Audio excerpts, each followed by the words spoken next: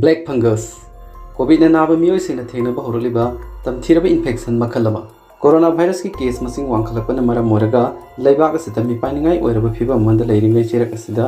India की state health black fungus की case सिंगसु थेंगनबा हौरगि Haryana दसु ब्लैक फंगस नत्रगा म्यूकोरमाइकोसिस हारबा लैना असि नोटिफाइड डिजीज अमा ओइना लाउथोक्रे मसिगी वाहनथोक्ति लैंगा के नत्रगा लनाई हॉस्पिटल अमदा ब्लैक फंगस नाप पेशेंट अमा हेक थेंगनबगा लैना असिदगी गाथोखौनबिदमक मथौ ताबा सेक्शन थौरांसिंग लौखलहौ यानबगिदमक चीफ मेडिकल ऑफिसर रिपोर्ट तौगदबनी हाइरि हाइरिबा फिरेबसि स्टेट असिदा ब्लैक फंगस की केस कुंतरे थेंगनख्रो मतुंग लौरखिबनी मसिदसु नतना लखनऊ दा लैबा किंग जॉर्ज मेडिकल यूनिवर्सिटी तसु तमथिरबा ब्लैक फंगल इन्फेक्शन असिगी केस मापल थेंगनबगी रिपोर्ट तौखिबगा लोइनना मार्च तगी हुजिक फाउदा केस 13 सुख्रे हाइरि तमथिरबा लैना असिगी केस मसिंग हेंगललिबसिगी मतंगदा फोंदोलदना एम्स की डायरेक्टर रणदीप गुलेरिया ने स्टेरॉइड सिंग लाना सिनबा हाइबसी म्यूकोरमाइकोसिस थोगनबगी असोबो मरम अमनि हाइना फोंदोक्रे महाना मखा तारदना हाइकिबदा कोविड-19 की केस मसिंग यामखलकपगा लोइनना हॉस्पिटल सिंग लाइना लाइसत असि लाक्सिनबगी प्रोटोकॉल सिंग गाकना सतपा हाइबसी यामना मरु ओय कोविड पेशेंट सिंग द फंगल अमदी बैक्टीरियल न सिंग सेकेंडरी इन्फेक्शन सिंगना मी सिबिगी सांग हेगदहनबगी फिबम उबो फंगली हाइना फोंदोखी कोविड-19 पेशेंट सिंग द ब्लैक फंगस इन्फेक्शन असि करिन थोगनबनो हाइबगी मतंगदा फोंदोलदना महाना हाइ स्टेरॉइड सिंग लाना सिनबा हाइबसी इन्फेक्शन असि थोगनबगी अचौबो मरम अमनि स्टेरॉइड सिनबा डायबिटिक ओइबा कोविड पेशेंट सिंगदा हाइरबा फंगल इन्फेक्शन असि नारपा याबगी ओइथोकु वांगी इन्फेक्शन सिदिगी गाथोनबिदमक स्टेरॉइड सिंग लाना सिनबा लेपकदबनी फंगल इन्फेक्शन असिना माइ नातोन मिट के अकोइबा नत्रगा मिट उबगी पंगल मांगहनबा ngama मओंगदा ब्रेन दा सोगनबा ngami मसिना lungs Dasu संदोकपा ngami AIIMS दा हुजे ब्लैक फंगस नाबदगी पेशेंट कुलहमदोय लायेंग चथरी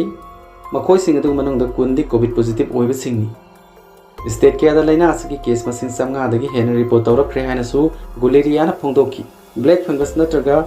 म्यूकोरमाइकोसिस को महौसाना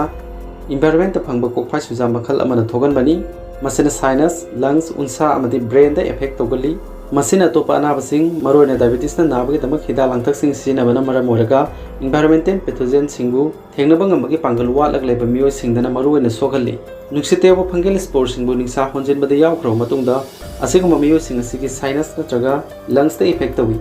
मसिगी वार्निंग साइन सिंगी मनुंगदा लाइहौ कोक चिकपा लोक खोबा निंसा होनबा वाबा ई ओबा अमदी पुनिंग वाखल की फिबम दा होंग लापन सिंग यावरी महाराष्ट्र दा हुजु फावगी ओने केस मसिंग लिसिंगनी हेन रेकॉर्ड तौखिबग लोइनना इन्फेक्शन असिना मरम ओरगा मियो यांखैनि थोय सियनख्रे हाइरि डायबिटीज कंट्रोल तौदबा मियो सिंग असि कोविड-19 नाबगे रिस्क वांगी असिगुम मियो सिंग असिना कोविड-19 नारकु मतमदा स्टेरॉइड सिनदुना लायेंगी मसिना मखोयगी इम्यूनिटी बु हेन सोंथाली अकन मोंगदा अमदी यामना खुदुंग थिनिंगाय ओबा मोंगदा नाबा कोविड-19 पेशेंट सिंगिदमक लाइफ सेविंग ट्रीटमेंट अमा ओइना सिनरबा स्टेरॉइड असिना म्यूकोरमाइकोसिस नाहलकनबगी मरम अमनि हाइबा याय हाइबसि इंडिया के डॉक्टर सिंह हाइरि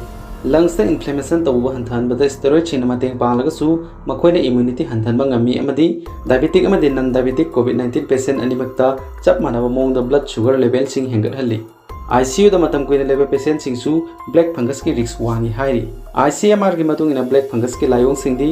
साइनसाइटिस हाइबदी नातोन फुनबा नातोनदगी मोरेनबा ई यावबा मही ताबा अमदी साइरुंगी सरुदा नाबन सिंगबनी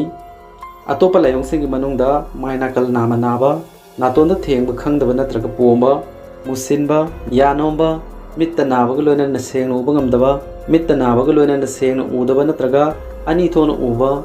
लाइहौ उसादा मसी दाग लैबा ई असि बसंगबा अमदी थाबाक नाबन सिंग यावरी हाइरि अरोयबदंग असिगी पाउदोंगी वीडियो येंगिरु पुनमुपु थागचरी।